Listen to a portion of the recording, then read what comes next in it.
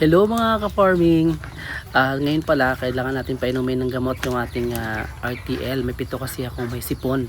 So binilhan ko sila nitong Amitel 500. Sabi ng Agrivet, effective daw to, 1 tablet per chicken in a day. Consecutive 3 days daw yun.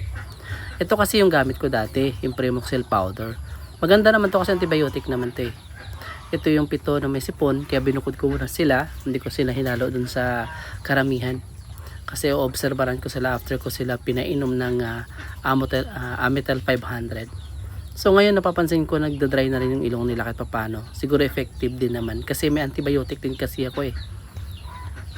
Kaya ngayon medyo okay na sila, makasay naman sila eh. Malakas sila kumain, malakas sila uminom ng tubig. Kaya inoobserbaran ko na lang ngayon bago ko sila ibalik sa cage. Kailangan fully healthy na sila. Tsaka nagbumili na rin ako pala ng isa pang extra na ilaw para at least mas maliwanag sa kanila pagkahapon. Kasi tuwing hapon na ulan eh. Yan yung mga nilagay ko. Nilagyan ko ng mantika para dyan dumikit yung mga gamo-gamo maliliit. Ito yung mga RTL natin. Healthy naman sila lahat. Malakas kumain.